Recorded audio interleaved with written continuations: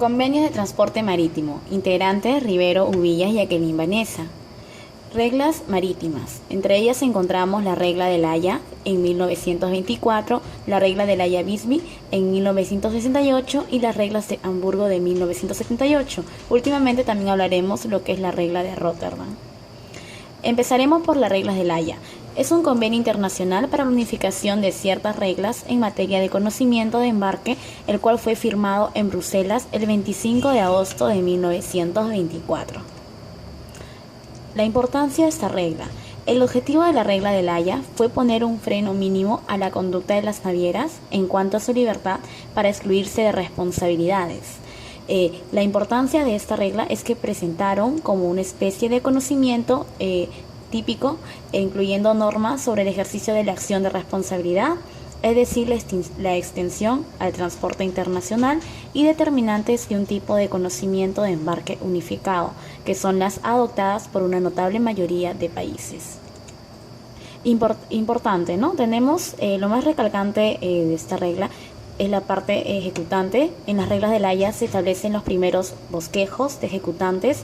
Entre los principales se encuentran el transportador, el cargador, el capitán o agente, estableciendo así un contrato de transporte, entre ellos con sus cláusulas respectivas.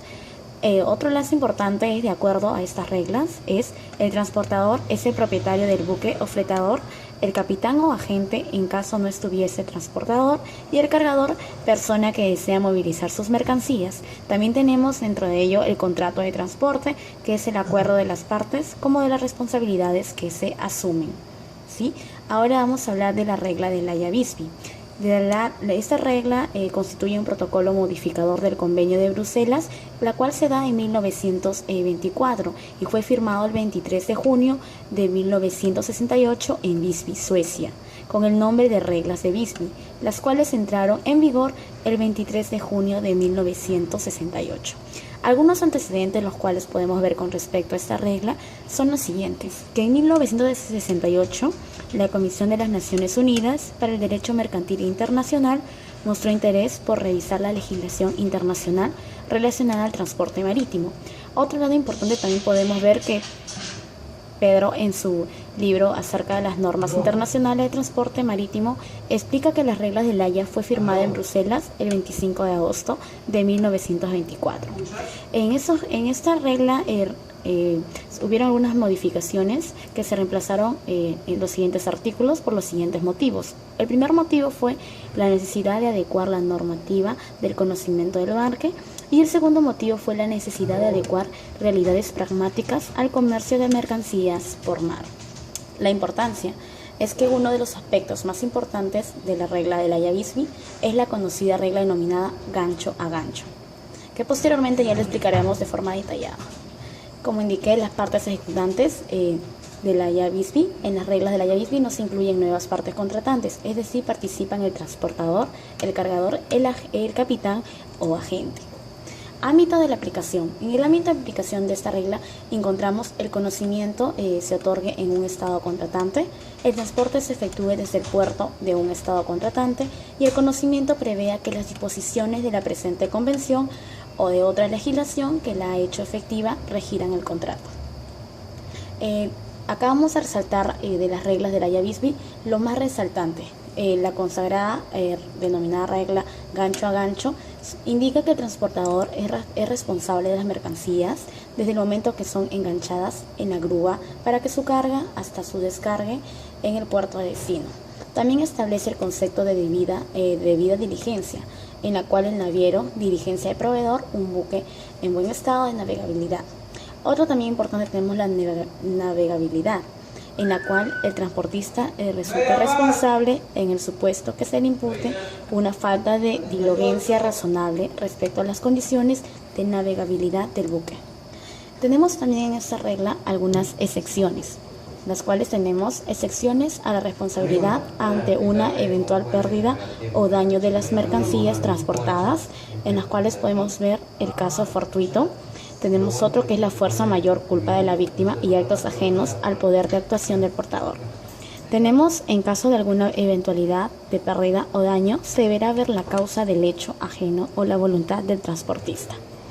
Algunas controversias con respecto a esta regla son las siguientes: que cualquier diferencia entre las partes contratantes concernientes a la interpretación o la aplicación de la convención que no se puede arreglar por vía de negociación será sometida a arbitraje a pedido de una de ellas. Ahora vamos a hablar de la regla de Hamburgo. Son una serie de normas que se aplican en el transporte marítimo. Las reglas de Hamburgo fueron negociadas en respuesta a la disatisfacción de muchos países por el protocolo de La Haya-Visby. Este muestra la existencia de un contrato de transporte más de un documento de transporte. Algunos antecedentes de los cuales podemos tener en este tipo de regla son las siguientes. En primera instancia, las reglas de Hamburgo son el resultado de un movimiento en favor de un régimen jurídico internacional moderno y uniforme para regular el transporte marítimo de mercancías.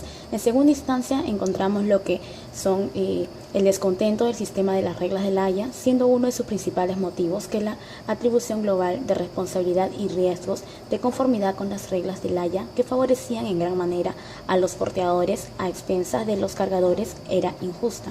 En tercero, podemos ver, y ya como último, así se establecieron medidas encaminadas a revisar la legislación relativa al transporte marítimo de mercancías, que fue planteada por primera vez por la delegación chilena, la cual se dio en el año 1968 y que finalmente en 1976 la Comisión de las Naciones Unidas y para el Derecho Mercantil Internacional completó y aprobó el texto de un proyecto de convenio sobre el transporte marítimo de mercancías. La importancia de esta regla de Hamburgo son los siguientes. Entre ellas podemos ver la regla de Hamburgo establece un régimen jurídico uniforme que regula los derechos y obligaciones de los cargadores, porteadores y consignatarios en virtud de un contrato de transporte marítimo. Segundo, podemos ver que son importantes porque modernizan y homologan el régimen jurídico internacional para el transporte de mercancías, debido a que de manera uniforme establecen responsabilidades y derechos a las partes intervinientes en la actividad marítima. El ámbito de aplicación se aplican a todos los contratos de transporte marítimo de mercancías concertadas entre dos estados diferentes. Y acá podemos ver una recopilación de las principales reglas. 1. Introduce un nuevo principio de la responsabilidad puerto a puerto. Segundo, la presunción de culpa presunta.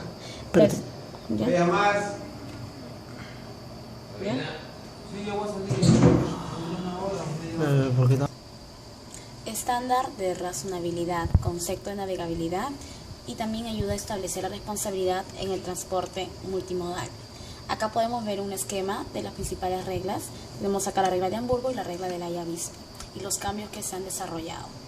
Las reglas de Rotterdam, podemos ver que este es un transporte marítimo de mercancías, es una de esas áreas en las que la libertad contractual debe ser sometida a ciertos controles. Esos son algunos antecedentes normativos con respecto a este tipo de regla. La importancia es que la regla de Rotterdam lo que indica es que por vía marítima las reglas ciertas, uniformes e internacionalmente aceptadas que consideren todos los contratos de transporte, definiría de forma precisa las funciones, responsabilidades, derechos y obligaciones de las partes involucradas en un transporte de puerta a puerta. El ámbito de aplicación, entre ellos podemos ver, se encuentra regulado en el artículo 5 que establece que a reserva de lo dispuesto en el artículo 6, en la cual indica que el instrumento internacional es aplicable a todo contrato de transporte en el que el lugar de la recepción y el lugar de entrega estén situados en estados diferentes y en el puerto de carga de un transporte marítimo. Acá podemos ver las partes contratantes, el lugar de recepción, el puerto de carga, el lugar de entrega y el puerto de descarga. Muchas gracias. Eso ha sido todo con respecto a las principales reglas marítimas internacionales.